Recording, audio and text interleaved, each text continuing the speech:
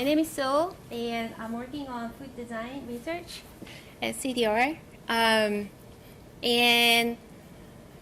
so my food research was really inspired by talking to this guy, Monir Job. He was running technology and innovation division at the U.S. Olympic Committee. And so they were originally located in Colorado Springs, but they opened new lab in Silicon Valley because they want to tap into technology and innovation here. And he came to Stanford, and we had a really great conversation. How do you study food as a new topic? Because the athletes, they use food as a fuel, so they count literally every calorie to see how they can turn it into fuel of the performance. So that was like very beginning of our conversation, and then we focused on the extreme users of the human being, which is athletes, for food research for that reason. And then we studied the student athletes on campus. So we have about more than 200 student athletes who are training for Olympics, and not only U.S. Olympians, but also we have international. So we started, interviewing them to see what's their lifestyle like, and a lot of them are very disciplined. So, for example, like when I first came to college as a freshman, I just wanted to play, wanted to have a lot of socializing, parties, going out. But these kids are very disciplined. Basically, they go to bed at 10 p.m. and they wake up at 5:30 a.m. to go to a gym to practice from 6 a.m. And then they actually document what they eat, how much they sleep, what they like, what's their emotions. So they actually document every single state of their lifestyle, and then work with dietitians and nutrition scientists and so on. So basically, they are very disciplined, and they have zero time cooking, and they also seek for a very, very functional food. So that was like very inspired, research at the very beginning.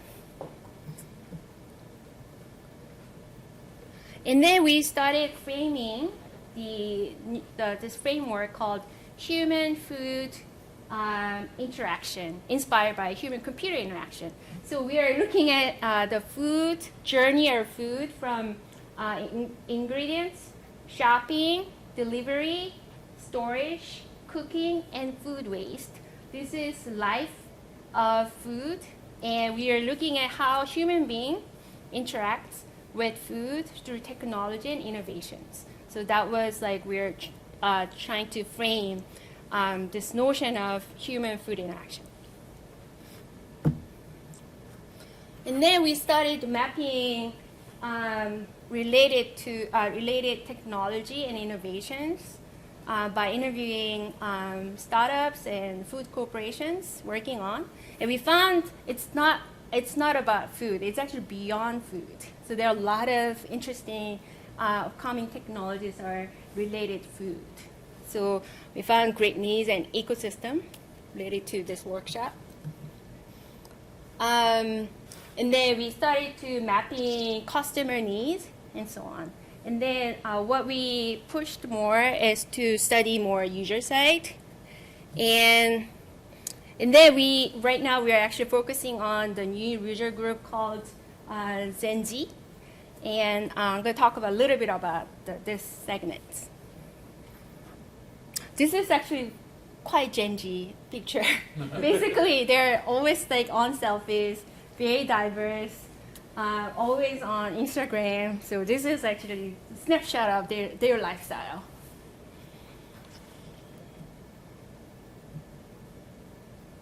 So I'm sure everybody is very familiar with the design thinking, and so I just want to show you one example of the extreme users. So when the shopping cart was studied to design better. And one extreme user they looked at was the homeless people, because they are always with shopping cart for 24 hours. So they're really heavy user.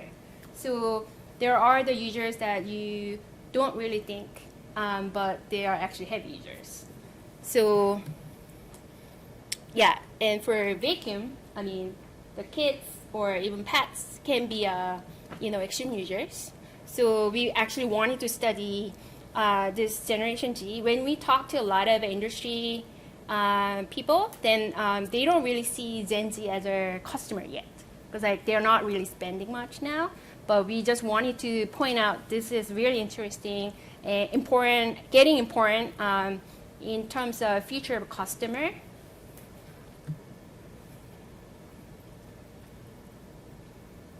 So who is Gen Z? So Gen X and Gen Y, so-called Millennials, and Gen Zs are mostly, there are a few opinions, but people who are born after 1995.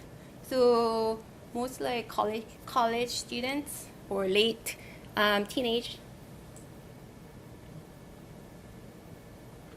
And they are very realistic.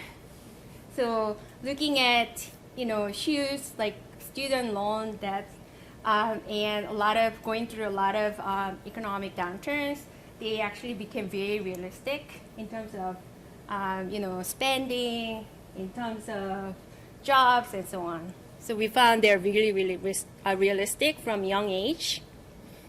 And you have to go point really straightly. So for example, even the goldfish, they have 9 seconds of attention, but Gen Z only have 8 seconds. So you have to talk the message just straightforward. So otherwise they don't pay attention. They're always on the device. So you have to, relay the message just, in straightforward way. And a lot of people are already very entrepreneur.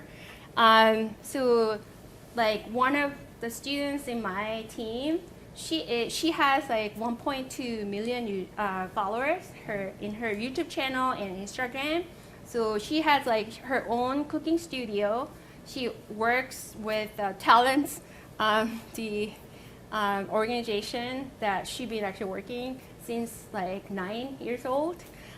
So there are a lot of students that are already very, very entrepreneurial and started their job really early on. Yeah, so a lot of students, a lot of Gen Zs, they actually turn their hobbies to job already, and then they're really, really serious about. So I had to look at like different kind of occupation and see like what I want to be in my era. But these kids are very, very entrepreneurial at the early age, and then they actually name, they define, they frame their job early on. Yeah, and also definitely they care so much about diversity and equality as well. And then it's all about like balance and diversity.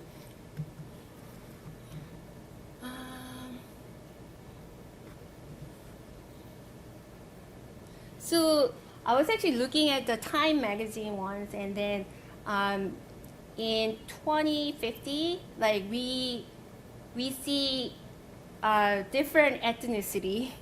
So because like people will be very blended in the future, so we can't really call it a Caucasian or Asian, or African American. We have to find new names because the people will be very blended, and people can't really tell where they're from, like who they are. So it's getting changed now.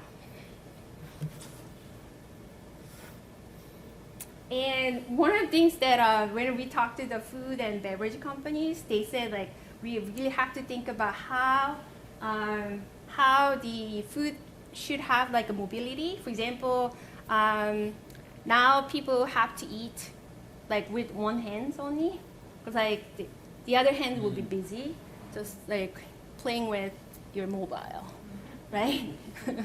So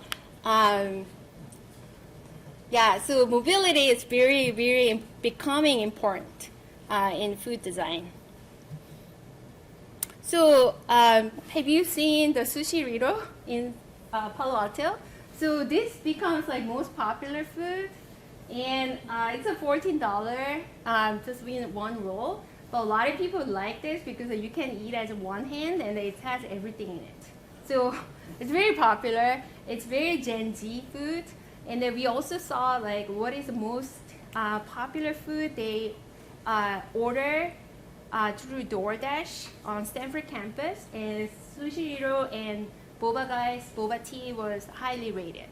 So that's two items Gen Z actually are really, really into. And this is the picture from London Olympics, London Half Marathon in 2018. So this is like near where people get water, near the water station, right? And then they just grab the water bottle and then quickly, drink and then just and then throw away. And then volunteers will go and collect those. So that's a common practice. But this year, 2019, so they changed this to edible water. So this was so it's in it is a Gatorade, so it's actually usually clear. But so they use edible packaging derived from seaweed, so you can actually just consume and leave zero waste. So, and now they're going to like McDonald's and so on to just like becoming like a sauce packaging. So this is something that Generation Z cares so much about, because I just want to say sustainability, it's a new luxury now. So they care so much about the sustainability as a new value system. Were you trying to ask? Okay. As a new value, and this becomes very important in food design when they design new food products. And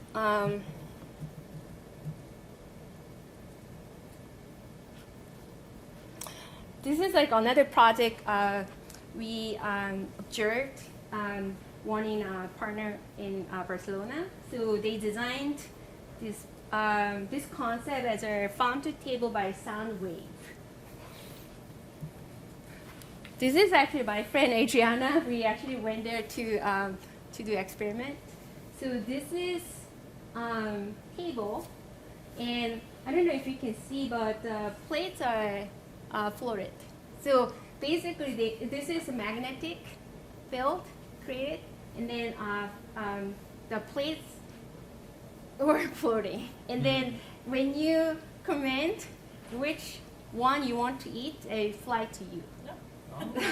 So that's how, so this is like a new concept that they are experimenting to create new dining experience. And this was inspired by actually designing the experience for the girl who lost her arms since young by car accident. So it's basically universal design, but it also creates very unique dining experience for small segments. So they're working on this. And also, I know that there are a restaurant called Blind. So it's in everywhere now. Like started in London, San Francisco, Singapore, everywhere now.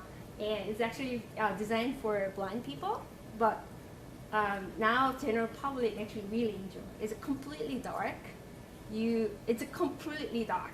I was there and I thought I could probably see a little bit, but you can't see anything. So you have to experience by hands or talking to the people next to you, or just trying hands dirty, and that's how you experience. And also you can actually entirely focus on the flavor only. And one thing that Generation G cares so much about is sugar consumption. And it's actually really interesting that people want sugar, but they also don't want sugar. So there is really interesting paradox going on. So there is some food scientist, actually Coca-Cola, they found this miracle berry from Africa, and they created the Miraculin Tablet. And whatever you drink, it makes sweeter.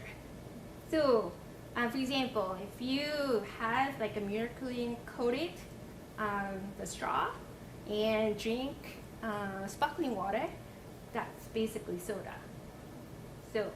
So people want sugar but don't want sugar. So this is sort of the solution that they're creating. Yeah.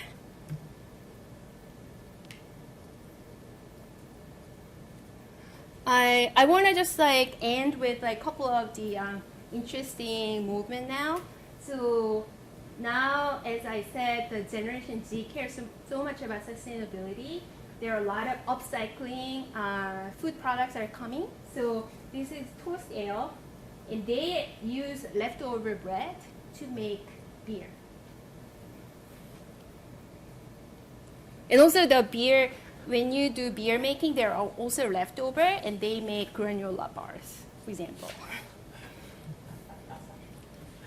And this is the Vizia, and then this is the wine leather. So when you make wine, you basically crunch, right? Like, and then use your foot, and there are a lot of stems and wine, the skins there, and basically they can create the wine leather now, and they make the sneakers, they make poncho, they make bags and so on. So this is very popular in Europe now. Also, there are a group called the chicken plastic. So basically, when you have the chicken feather, there are stems in it, and they use those to make chicken plastic. So that becomes mobile accessories and so on.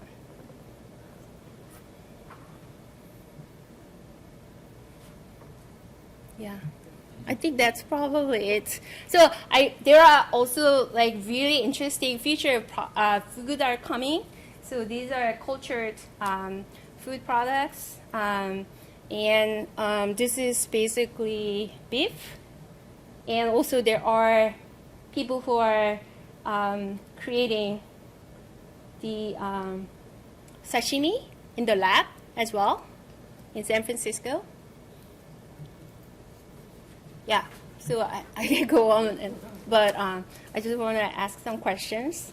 And so I just want to say food is becoming interesting topic in design and innovation.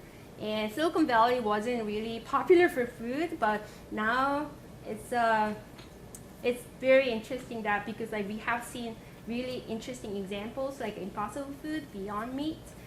They're going to public now, and also doing really well in IPO, especially Beyond Meat. And food companies are now, they're growing and scaling up just like tech companies. Okay? Thank you very much. All right.